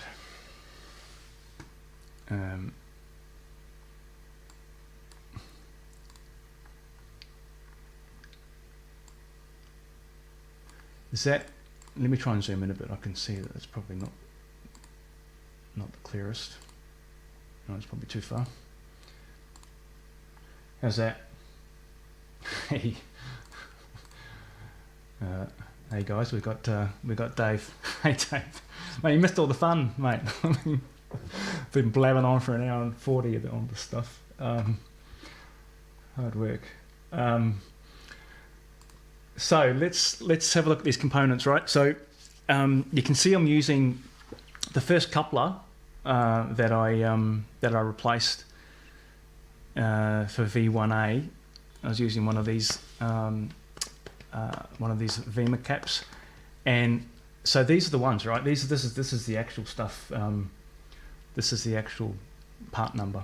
I actually went back and had a look at the part numbers that I'd used. And one of the good things about Mauser, when you search and you do your searches, it'll come up and it'll often say, this is, hey, you've bought this part before. Previous purchase, they often say.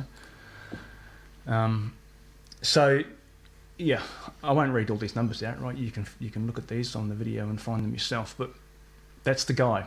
And that range of caps, like once you get into the range or the series, you can go in here, right? MKP10, and you can click on that, and then you can get in and you can find what you're looking for, right?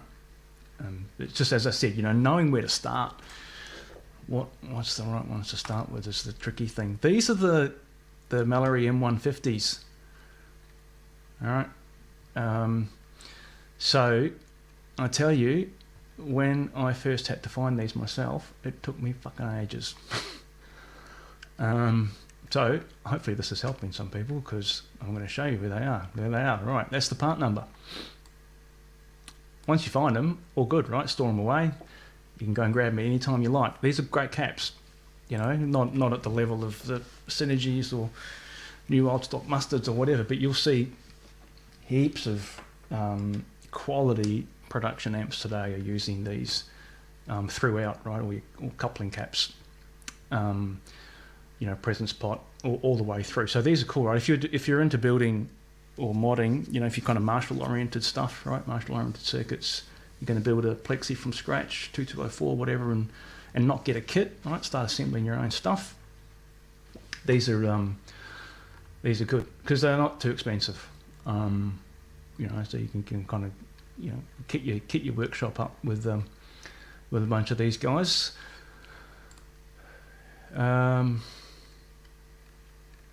Oh yeah, this is the cap I'm using for the Jose Master. So when I showed that picture, right, and I had the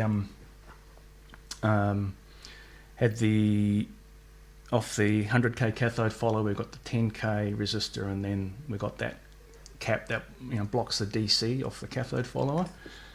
I'm using one of these, right? You can see when you go and search around on this stuff, these range of Panasonic caps, there's heaps of different ones. They're all quality, they're all fine, right, for this kind of thing. When I'm doing these in a printed circuit board, I'm often using these guys. Back to the picture. One of these, right, in the range, 220 nanofarad at 630 volts, which are also great. But these things are, just so grab those, right, and you can see I've actually dialed up. It's a 630 volt rated 220 nanofarad or 0.22. So grab those. These are cool. These are ceramics, right? And I give a tip of my hat to Dave, who's probably still online. Dave gave me a tip on these ones. They're cool. So you don't need to get these, right? But they're not expensive. They can be low on stock, probably because they're all down at boutique amps. These caps. I was using the blue. I think TDK or something. I can't remember the manufacturer, but I had a whole stack of those, and they're fine too, right? So I'm just showing these ones because these, I've got them in stock, and these are the ones that I used actually in this amp. But you'll go in here, right? If you search around and you find, these are ceramics, so these are used for the bright caps and stuff. You see them in the pictures, right? They're kind of pretty easy to identify. So ceramic disc caps. Again, very common to see these rated at 1K, 1000 volts, which is super safe, and they do the job nicely. Cathode bypass caps. So, it looks familiar. I'm sorry. I listen to everything you say, so mostly I wrote it down and remember it for later. Dave, I'll be interested in whether you got any feedback on this. So one of the things I showed the guys was the 0.68 microfarad electrolytic bypass caps. You were using them in your amps. I'm not sure whether you still are, because they're end of life. I mean, I grabbed the whole string of them, and I've still got probably, I don't know, I've got 50 or 60 of them left, something like that. I don't think you can get them anymore. Maybe there's a different manufacturer that does them. So I brought up the MKT 1813s as an alternate that you can use. These would do a great job as a bypass cap, and I actually do use these. I've got a whole stack of this actual cap, 0.68 at 63 volts. I've got a whole big bin of them because my buddy Shay at Monomyth got a whole lot in bulk, and he very kindly sent me a gift, a care package full of them. So I'm using these, right? I'm using them in the Alta and on a bunch of amps, so these are cool. So if you can't find the 0.68, oh yeah, so here's Dave, right? He's using the little VMers now. Yeah, cool. Also a great option because they're great, particularly great for PCB mount. And you'll find that, like, if you are knocking these straight into the there we go, straight into the amp, you'll often find that these are standard footprints.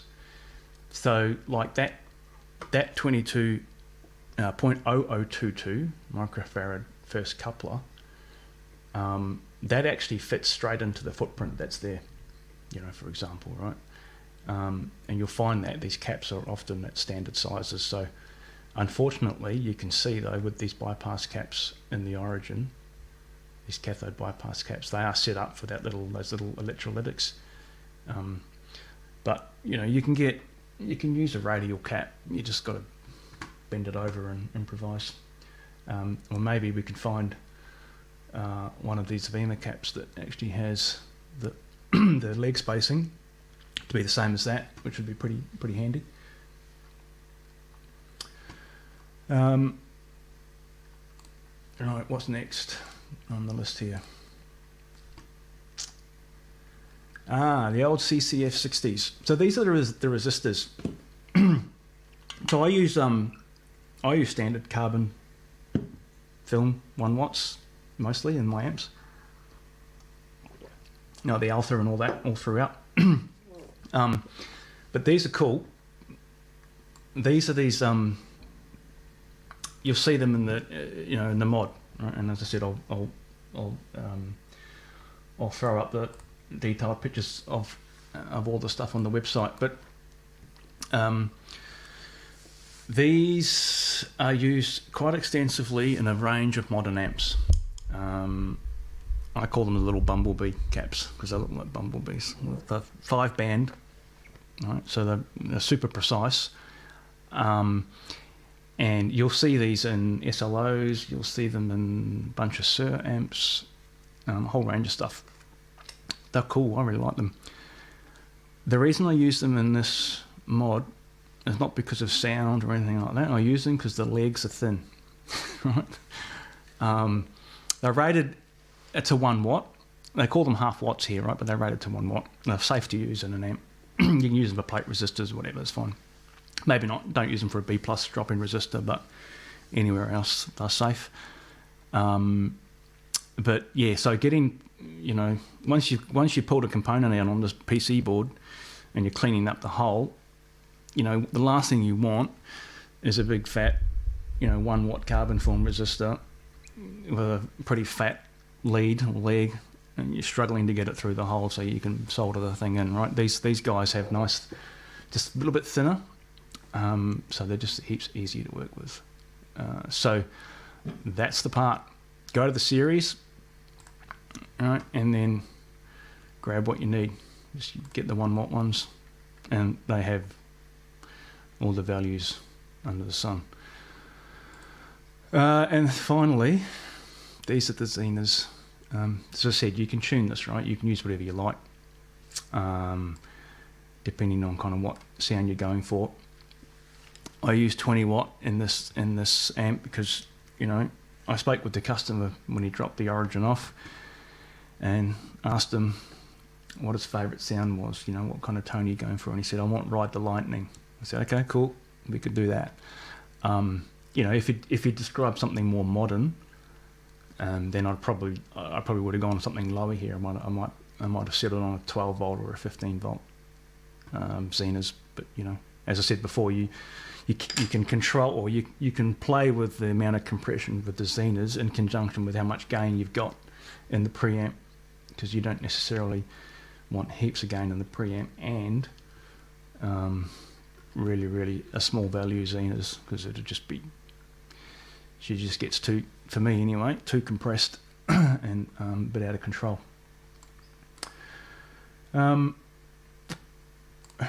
Right, well guys, I might just go flick through these questions to see if there's anything outstanding that I haven't covered. But I think we're getting pretty close to wrapping this up. I've been going for nearly 2 hours. Clayton, hey dude, how you doing? I saw you did your Origin mod a long time ago, yeah?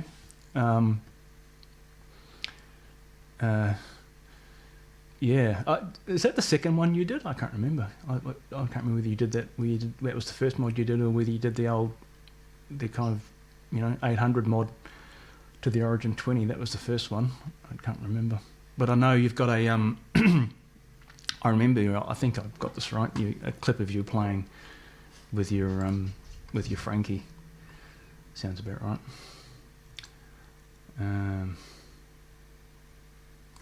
Has anyone got a good link to a variable bias cap mod? Variable bias cap mod. Why would you want a variable bias cap? I don't understand. Bias cap. Yeah, so that's just you just want a nice solid DC negative bias voltage. I don't understand why you'd want to mod the bias cap. As long as it works and it's clean, we're happy. Yeah, I know, Brad. We're insane. What do you do? I don't know. Can't help it, mate. Yeah, look, I don't understand, man. I must say these Origin PCBs, given the price point in the market, not as bad as I thought. You know, when I first picked up my Origin 20 a couple of years ago to tinker with it, you know, for a fun project, I was expecting something pretty flimsy. They're not bulletproof, that's for sure. And when I first started modding it, within the first 10 minutes, I burnt a trace and, had to kind of work around that. And so I, kind of reorientated myself into being a bit more careful and then went from there. But they're not as bad as I'd expected. I don't know, man, mate. They might even be better than some of the stuff they were doing previously in the DSLs and all that. But it's the same. It's definitely the same construction as the Studio series. Dave and I were chatting about this the other day. That absolutely no doubt that the Origin amps and the Studio series amps from Marshall in the 20 watt, completely identical from the same factory, same transformers, same assembly method. I'm absolutely convinced that the Studio series amps are completely built in the Vietnam factory and then shipped to the England where they, put tubes in, maybe a few other things. Nice head cabs though in the Studio series. I'll give them that. Yeah, on photos. Yeah. I'll do it. I've got a bunch, and I'll take a bunch more now that the amp's fully assembled. Right, the guy's coming. Andrew, who owns this amp, is coming to pick it up in a couple of hours. So I'll take a bunch of photos after this, and I'll post them on the website. I'll drop a chat. I'll put a note in the DIY builders group. I'm sure most of the folks here are probably members of that. I'll put that in there and let you know when it's up. Yeah, look, totally. I think if someone did a drop-in PCB for an Origin, they'd sell. It's going to be, depending on what mod you want to do, there's more to it. You have to do a new board for the front as well. So it's a bit of work because, you're dealing with the chassis that's all PCB mount socket. So everything needs to, be millimeter perfect in terms of all the standoffs. And obviously can be done, right? Time.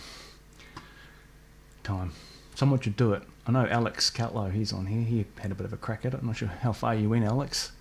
But maybe you could open source it. We could make it a community project. We'll do an Origin board. Everyone can have a bit to do. You might all have to use the same software though. That's the problem.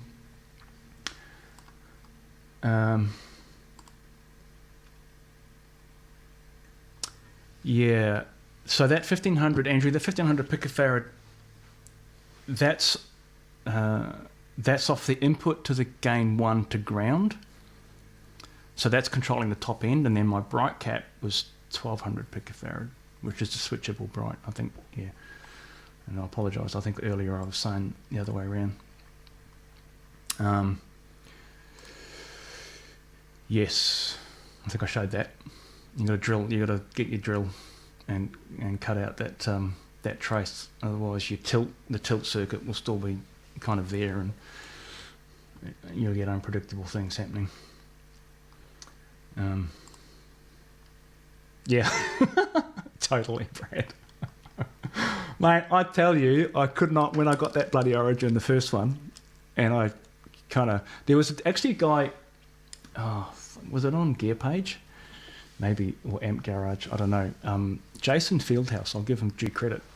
He had hand traced, as best as he could, he's pretty accurate, he's pretty close, an Origin circuit, because this is, there was no, Marshall hadn't released schematics or anything, there's no schemes up on the net you could find, and he'd kind of drawn it out and by hand with pen and paper, and he's pretty close. I mean, some of it he just kind of had where it, goes into a black box and comes out again.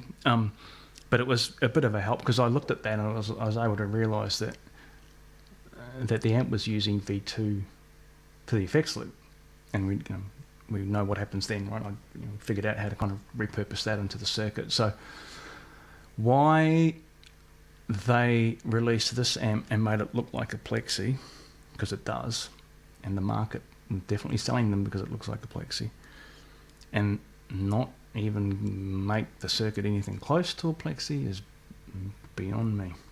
I have no idea.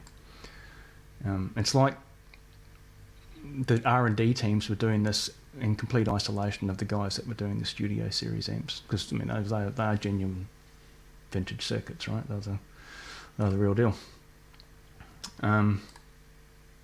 Hey Mike, thanks man, I really appreciate that. No sweat. What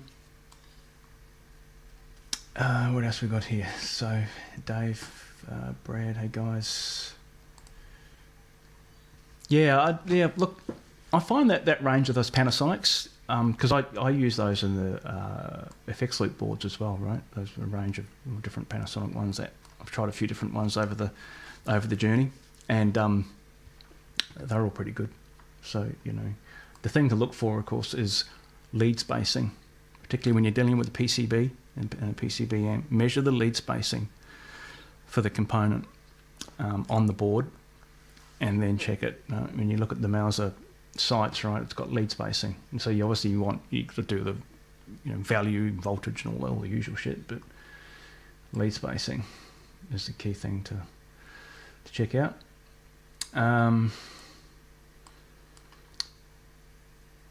Yeah, yeah, I know, man. We've got bedroom volume, ride the lightning tones going on here. Yeah, it's good though. Standard Jose three-way. Okay. Yeah, so it's true, right, Dave? I mean, you've said this on your channel a bunch of times, but what is it? 1 in 10 Jose's had diodes, maybe? Is it 2 in 10? 1 in 10? No, it's not. I know it's most didn't. I don't know what the percentages might be. Really interesting. All right, guys. We're conveniently right on 2 hours, and I think I've been through all the questions. So, thanks for hanging on this. I know it. I probably kind of blabbed on about things that were probably not relevant over that time, but hopefully you found this useful. It's definitely a new format for me. Obviously, only the second live stream that I've done. First one was with Shay, celebrating 5,000 subs. But if this kind of format's interesting for folks, where we're kind of looking at an amp live on the bench and playing some tones through it, getting into the guts of it, doing some Q&A, looking at schematics, all kinds of shit like that, then, let me know. All right, maybe post comments in this video, or you can post comments in the builders group, Facebook group, anywhere, right? I'll find them. You comment, I'll read all the comments. So yeah, let me know, because happy to do it again. And we definitely will be doing some more live streams. So I'd like to get some guests coming on from time to time as well, and kind of like really get down, deep dive into amp topics. So keep an eye out for that, because Dave, who's on the chat right now, has agreed to come on. So that'll happen soon, right? So keep an eye out for that. That'll be fun, because we'll get right into geekdom with that one. It'll be cool. Yeah, live is the best, no editing. Yeah, mate, there's nothing like playing live, right? We're not tracking in the studio here, man. We're playing live. Yeah, okay, guys, we've done 2 hours, right? So I'm pretty exhausted. I'm gonna go and grab a coffee, have some lunch. Hope you enjoy the rest of the day, and I'll see you back here for more tech fun. Cheers.